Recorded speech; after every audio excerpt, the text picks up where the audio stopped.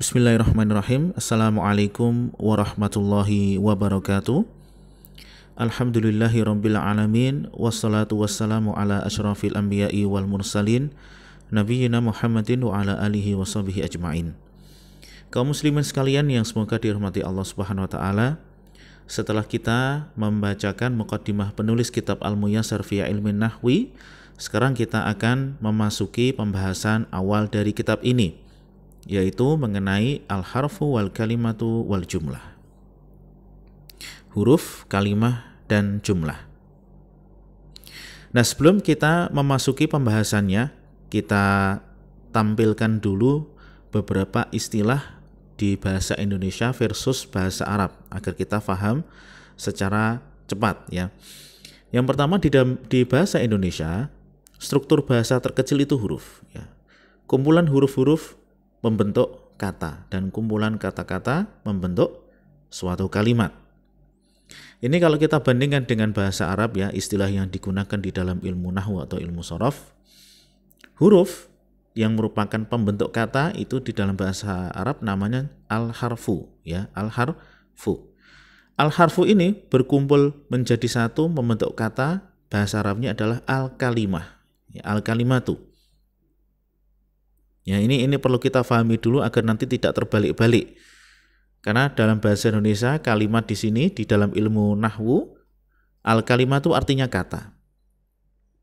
Kemudian kumpulan kalimah yang bersatu untuk mengutarakan suatu maksud tertentu disebut sebagai jumlah mufidah atau jumlah juga sama atau kalam. Ya, ini sama dengan kalimat di dalam bahasa Indonesia. Ya, ini perlu difahami dulu agar nanti tidak terbolak-balik ya.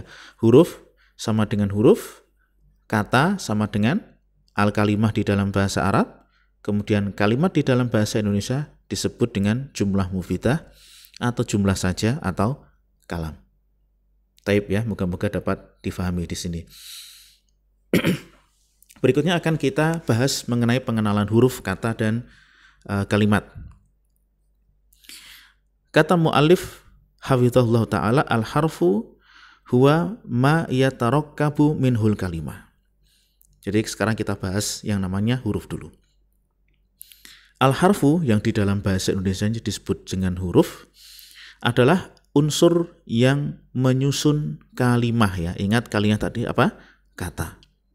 Contohnya ada huruf ba, ya, ta, na, ha, dan lain sebagainya. Itu adalah huruf-huruf yang digunakan untuk menyusun suatu kalimah atau kata.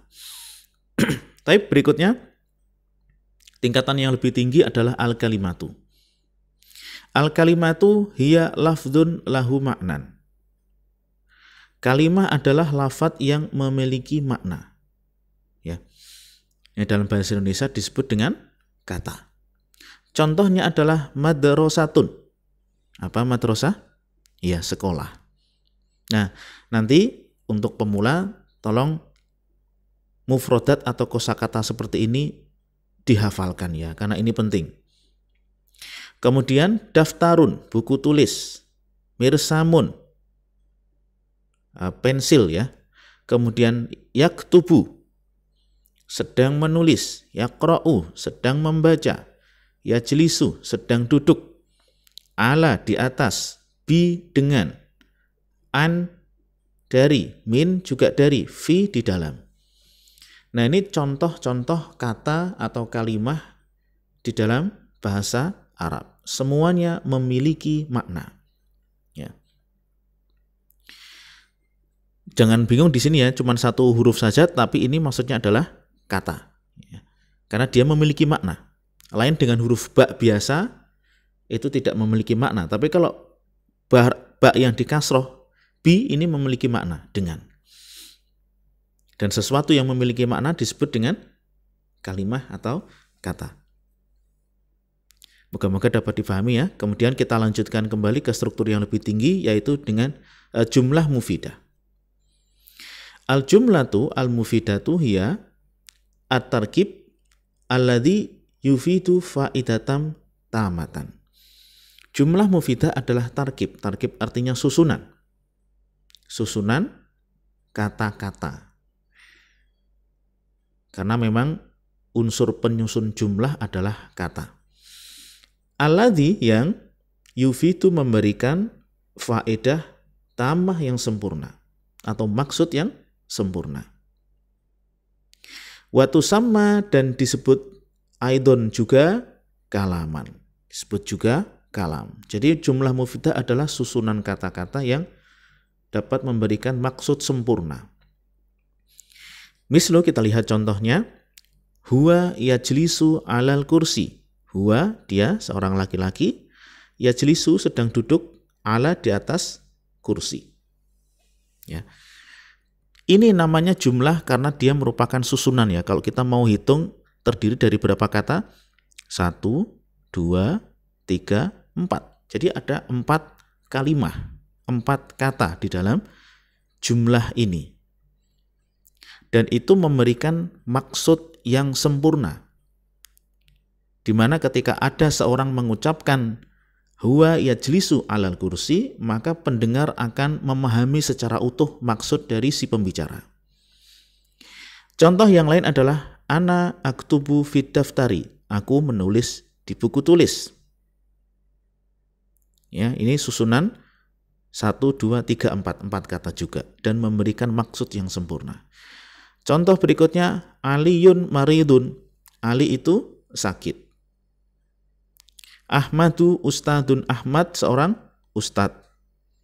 Huwa ghaniyun, dia kaya. Nah, 3 contoh terakhir ini terdiri dari berapa kata? Ya, 2 kata. Artinya susunan itu memang minimalnya 2.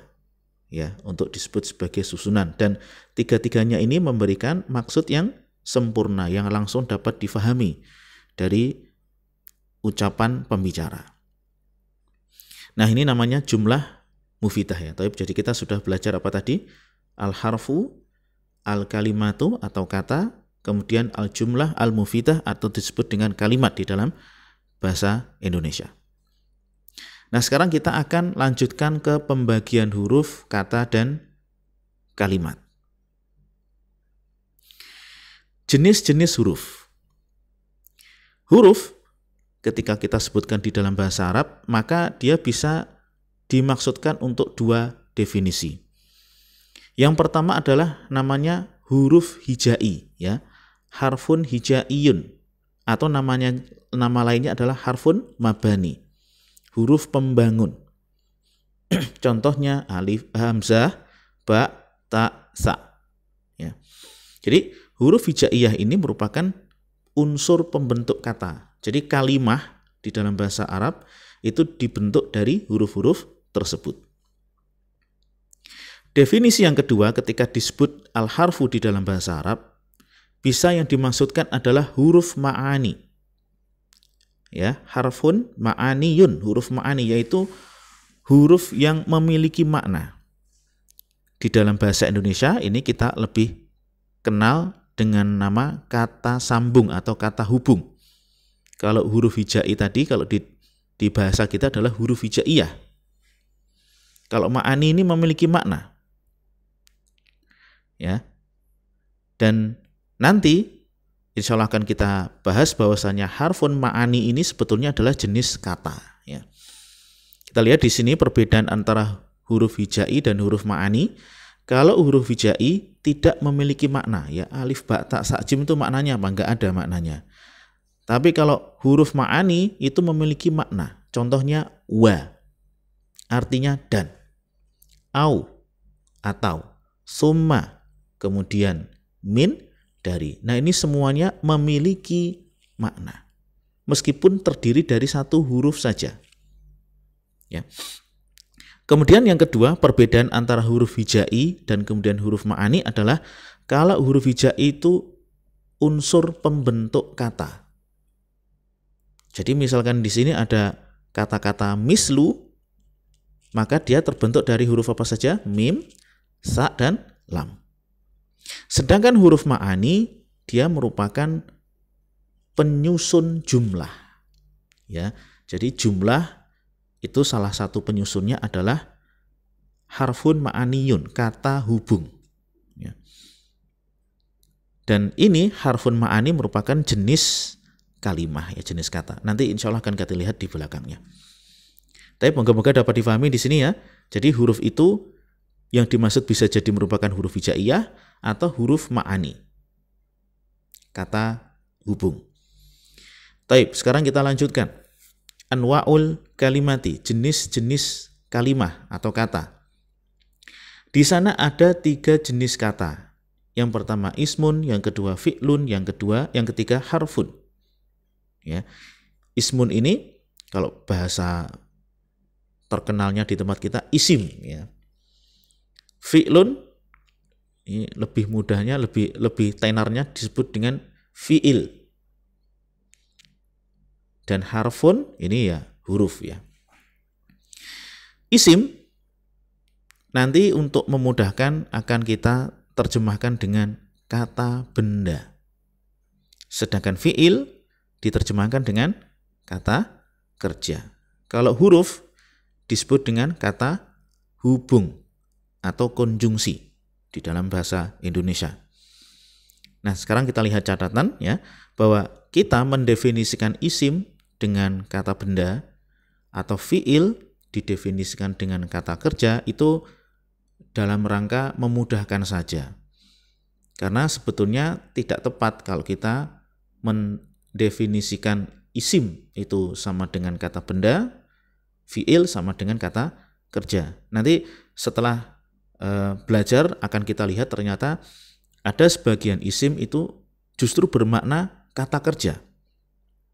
Ada juga kata kerja yang bermakna kata sifat. Tapi memang mayoritasnya isim itu kata benda, fi'il itu adalah kata kerja. Nah, untuk memudahkan kita sebut demikian.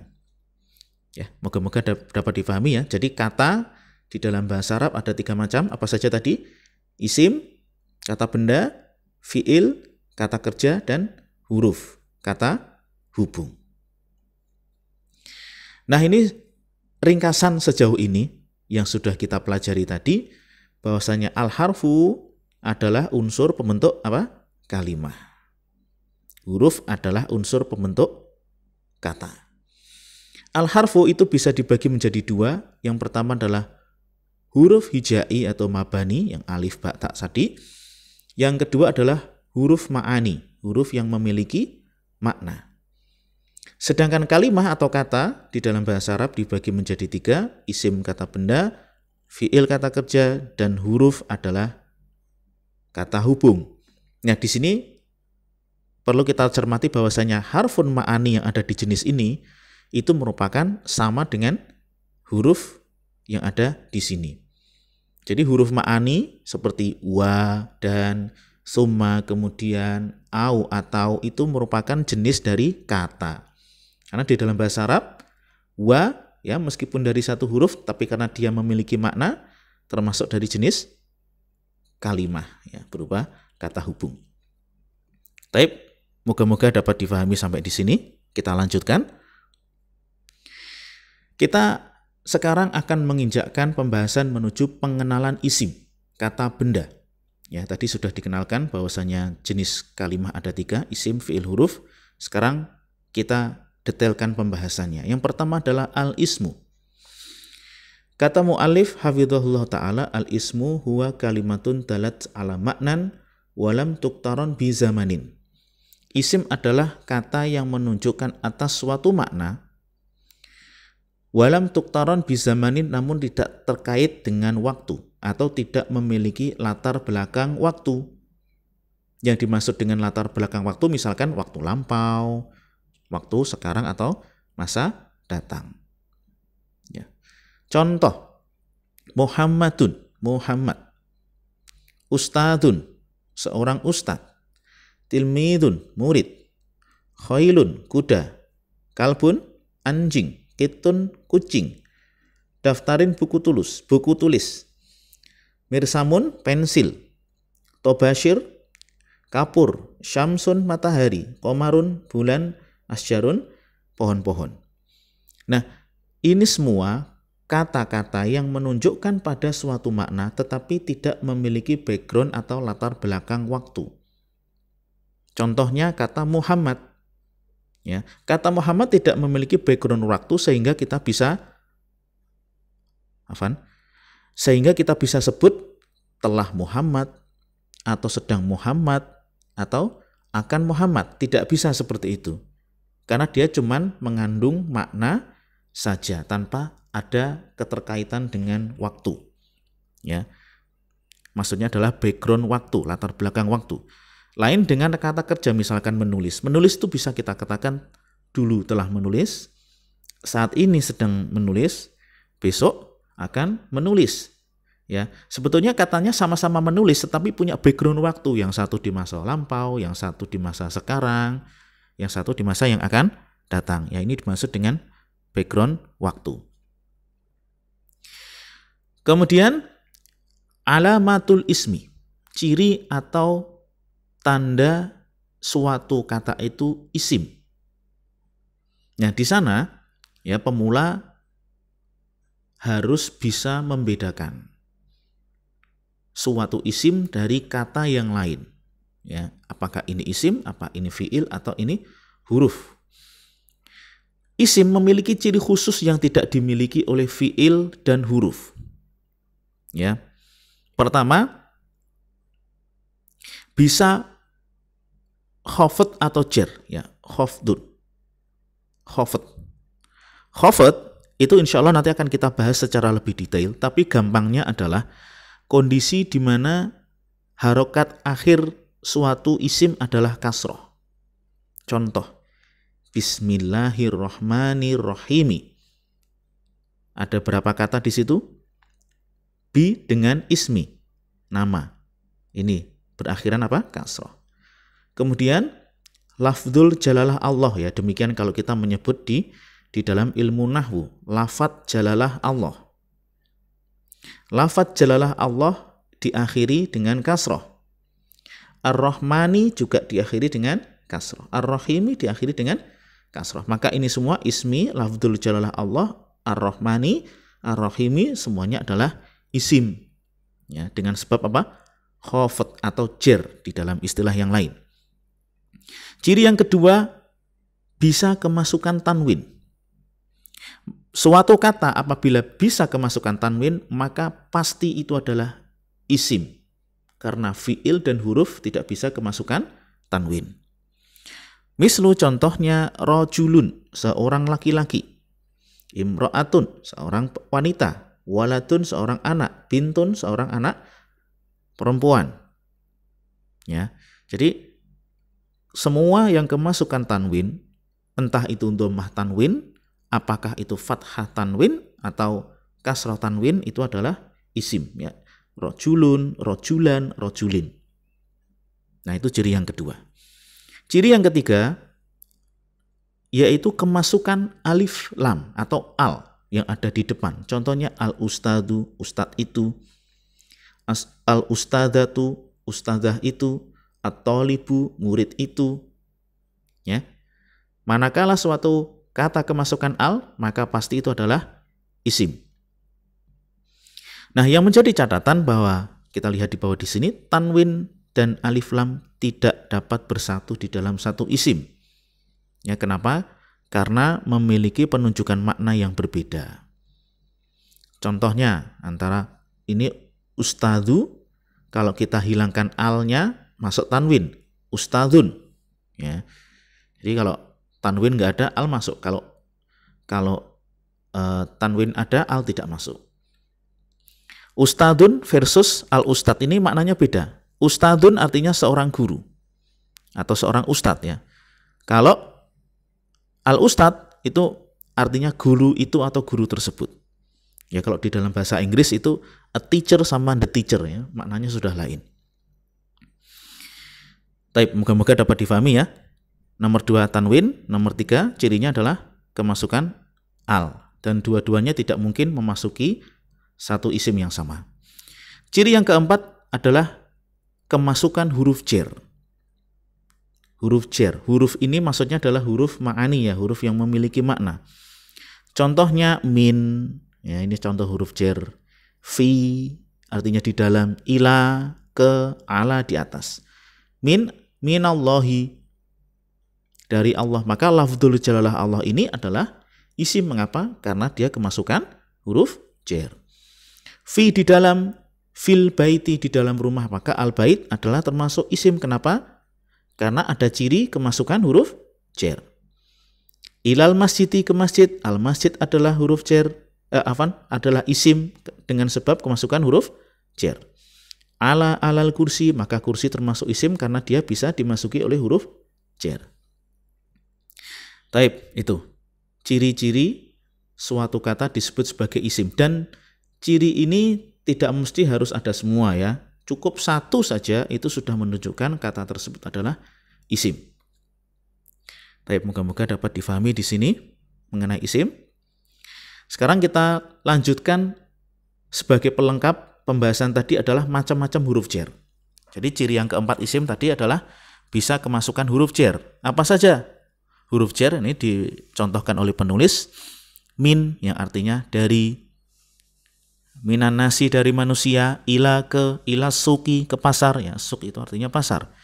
Anin nabiyyi dari nabi, ala di atas ya, alal maktabi di atas meja, fil baiti di dalam rumah, rubba bisa bermakna sedikit atau bermakna banyak ya. Rubba rajulin karimin, sedikit lelaki yang mulia. Alba yaitu huruf ba yang dikasroh yang berarti dengan. Bil kolami dengan pena, bil mirsami dengan pensil. Al kaf yaitu huruf kaf yang di fathah, ka yang berarti seperti. Kal asadi seperti singa, kal komari seperti rembulan ya. Misalkan wajahmu seperti rembulan ya. Maksudnya itu bercahaya, bukan berarti bulat penuh nggak ada hidungnya, nggak ada matanya, bukan.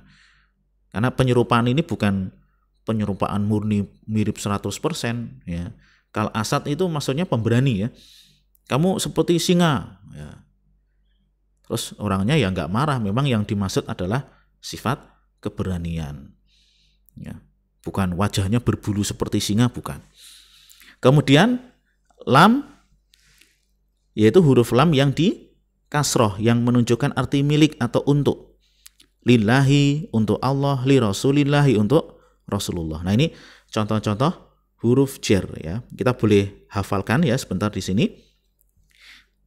Kita baca ya, ditirukan min ila, an ala, fi rubba, ba kaf lam.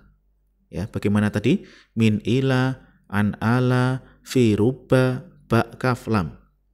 Ya, silakan dihafalkan karena huruf ini bakal sering muncul. Ya, huruf-huruf ini adalah ibaratnya kata-kata yang sangat sering kita gunakan di dalam bahasa sehari-hari. Tapi berikutnya kita akan memasuki pembahasan jenis kata yang kedua, yaitu fi'il atau kata kerja. Kata mu'alif penulis kitab ini, al-fi'lu huwa kalimatun dalat ala maknan waqturinat bizamanin. Fi'il adalah kata yang menunjukkan atas suatu makna, waqturinat dan memiliki keterkaitan dengan waktu. Ya, dan waktunya itu bisa berupa waktu lampau, waktu sekarang atau akan masa datang, atau waktunya setelah ada perintah. Contoh, kataba artinya telah menulis. Ya. Sebetulnya diterjemahkan menulis saja sudah bisa, tapi kataba ini memuat waktu lampau, yaitu kejadian menulisnya itu di masa yang silam. Qara'a telah membaca. Ya. Yaktubu artinya sedang atau akan menulis. Yaqra'u sedang atau akan membaca. Uktub tulislah. Iqra' bacalah. Ya. Jadi ini contoh-contoh kata yang merupakan fi'il dan dia memiliki keterkaitan dengan waktu. Kalau contoh waktu lampau tadi, kataba, qara'a telah menulis, telah membaca. Kemudian yaktubu, yaqra'u ini contoh untuk masa sekarang dan masa datang. Artinya sedang menulis atau sedang membaca, atau akan menulis, akan membaca. Kemudian juga ada yang menunjukkan waktu setelah diperintahkan. Uktub, tulislah. Kapan waktunya? Ya setelah diperintahkan. Iqra, Mohon maaf ya, saya salah di sini. Saya baru sadar bahwasanya ini akra'u bukan iqra, tapi akra'u, aku.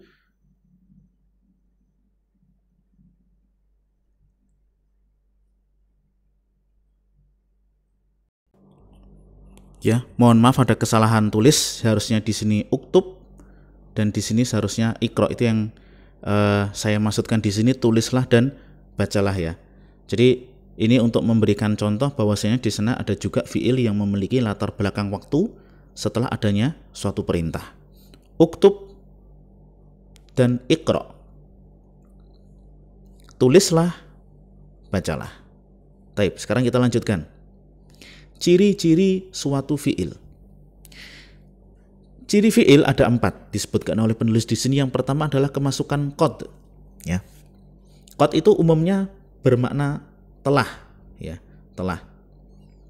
Contohnya qad qamatis shalah. Nah, pada jumlah ini qamat ini harusnya qamat ya, yang ditulis dengan sukun pada huruf ta, tapi karena kemudian bertemu dengan al, ini harokatnya dipaksa menjadi kasroh. Aslinya qad qamat as-sholatu. Qamat kemasukan qad, maka qamat adalah fi'il, kata kerja. Apakah qad qamat di sini dimaknai telah? Tidak, tapi di sini hampir. Ya.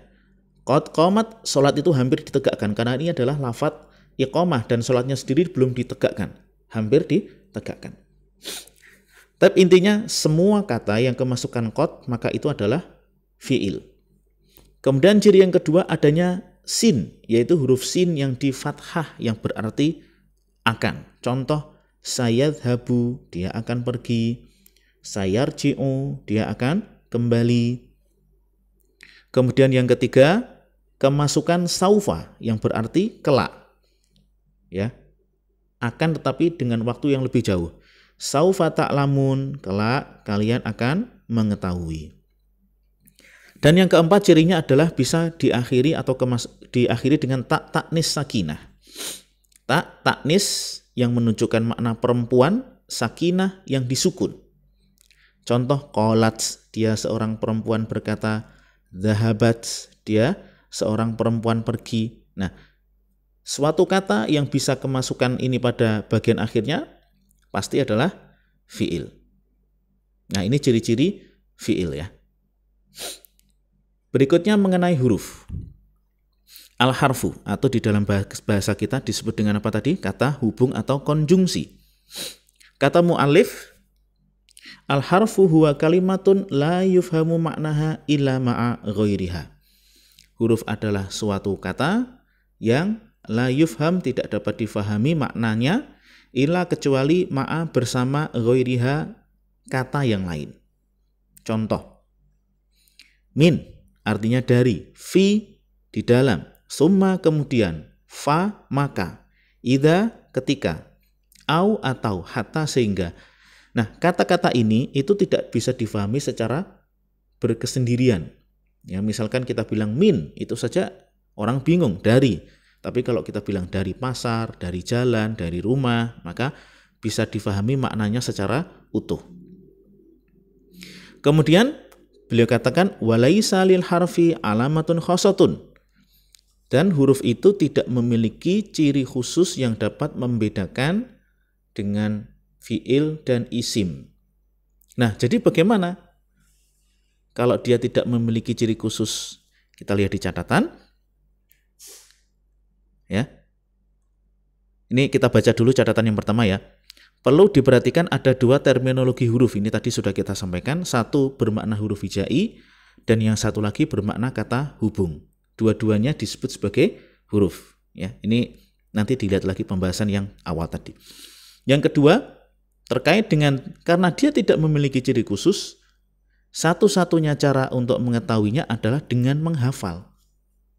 Ya. Jadi kurang lebih di dalam bahasa Arab itu ada 80-an huruf. Ya. Dan sebetulnya tanpa kita mengetahui ciri-ciri isim, ciri fi'il, ciri huruf pun juga kalau kita hafal bahwasanya itu isim, fi'il, huruf langsung sudah nyandol di kepala bahwasanya itu isim, itu fi'il atau itu huruf. Kalau memang khusus huruf ini tidak memiliki ciri khusus. Taib. Bahasan yang terakhir adalah anwa'ul jumlah, jenis jumlah. Apa tadi dalam bahasa kita? Kalimat. Ya. Jumlah dibagi menjadi dua. Pertama adalah jumlatun ismiyatun, yang kedua adalah jumlatun fi'liyatun.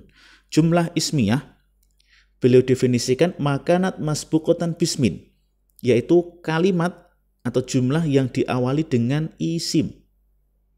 Contoh, Ahmadu maridun, Ahmad sakit. Kalimat ini atau jumlah ini diawali oleh kata apa? Ahmad. Ahmad itu tadi isim atau fi'il atau huruf? Isim, karena dia adalah nama orang, itu kata benda. Maka jumlah ini disebut dengan jumlah ismiyah dengan sebab apa? Diawali oleh isim. Contoh yang lain, al-waladu yaqra'ul qur'ana. Anak itu sedang membaca Al-Qur'an. Jumlah ini diawali oleh kata al-walad, dan al-walad adalah isim karena dia kemasukan al ini sebagai salah satu ciri isim. Maka al-waladu yaqra'ul qur'an adalah jumlah ismiyah. Mungkin ada pertanyaan, Ahmad ini kan nggak ada satupun ciri-ciri dari yang 4 tadi. Betul. Dia nggak kemasukan huruf jar, nggak ada tanwin, nggak ada al, bukan khafat. Tapi ini adalah isim. Tahu dari mana? Ya langsung tahu karena ini adalah nama orang. Dan nama orang itu adalah isim. Karena bisa jadi suatu kata tidak memiliki ciri 4-4-nya tetapi dia adalah isim. Kemudian yang kedua namanya jumlah fi'liyah. Makanat masbuqatan bi fi'lin. Jumlah yang diawali oleh fi'il. Contoh, marido aliyun, Ali sakit. Ya. Kalau di dalam bahasa kita ini kalau kita terjemahkan letter lek, marido telah sakit, Ali si Ali. Telah sakit si Ali. Marido ini fi'il. Duh, sakit itu bukannya kata sifat. Nah, nanti ini kita perlu perhatikan tadi, ada sebagian fi'il yang di dalam bahasa kita mirip kayak kata sifat, tapi ini adalah fi'il di dalam bahasa Arab. Ya. Anggap saja ada kata kerja namanya sakit. Ya. Marido aliyun, telah sakit Ali. Yaqra'u al-waldu al-Qur'ana, sedang membaca al-walad anak tersebut Al-Qur'an. Ya, jumlah ini diawali oleh al-yaqra'u, sedang membaca. Karena diawali oleh fi'il disebut sebagai jumlah fi'liyah. Ya, mungkin ada yang bertanya, loh apa bedanya antara di sini al-waladu yaqra'ul Qur'an dan di sini yaqra'u al-waladu al-Qur'an? Kalau maknanya hampir sama. Cuman yang membedakan adalah di sini diawali oleh isim, di sini diawali oleh fi'il. Dua-duanya boleh digunakan. Jadi untuk mengungkapkan sesuatu bisa di sini, bisa juga menggunakan jumlah fi'liyah. Sebagai catatan di sini mungkin biar tidak bingung, dalam bahasa Arab kata kerja boleh di awal kalimatnya seperti ini. Ya, itu boleh di awal kalimat. Itu sah-sah saja, benar-benar saja, dan itu lazim digunakan. Dan yang kedua, penterjemahan itu tidak mesti harus ikut urutan di dalam bahasa Arab, tetapi menyesuaikan dengan bahasa yang menjadi tujuan terjemah. Ya, karena memang penterjemahan itu masalah seni. Ada orang yang terjemahannya enak, ada yang biasa-biasa saja. Nah, kalau yang memang bakatnya nerjemah, maka terjemahannya enak, bisa difahami dengan mudah pada bahasa yang menjadi tujuan terjemah. Type ini sekedar pengulangan diagram pembagian huruf kata dan kalimat ya. Jadi huruf itu pembentuk kalimah. Kalimah adalah unsur pembentuk jumlah. Huruf ada dua macam. Pertama huruf hijai, alif batak sa jim yang tidak memiliki makna, disebut dengan huruf mabani. Kemudian ada juga jenis kedua huruf ma'ani. Huruf ma'ani adalah huruf yang memiliki makna. Dan dia di dalam bahasa Arab merupakan jenis kata atau kalimah. Kemudian kalimah dibagi menjadi 3. Ada isim, kata benda, fi'il, kata kerja, dan huruf ma'ani, kata hubung. Jumlah dibagi menjadi 2. Ada jumlah fi'liyah diawali oleh fi'il dan jumlah ismiyah yang diawali oleh isim. Nah ini latihannya tolong dikerjakan, difahami maknanya, kemudian ditentukan ini apakah isim, apakah fi'il ataukah huruf ya, sesuai dengan perintahnya. Mayyiz, bedakan al-asma mana yang isim, wal af'al mana yang fi'il, wal huruf mana yang huruf, fima yali, pada soal di bawah ini. Taib, demikian pelajaran yang kita sampaikan, moga-moga dapat difahami. Subhanakallahumma wa bihamdika asyhadu alla ilaha illa anta astaghfiruka wa atubu ilaik. Assalamualaikum warahmatullahi wabarakatuh.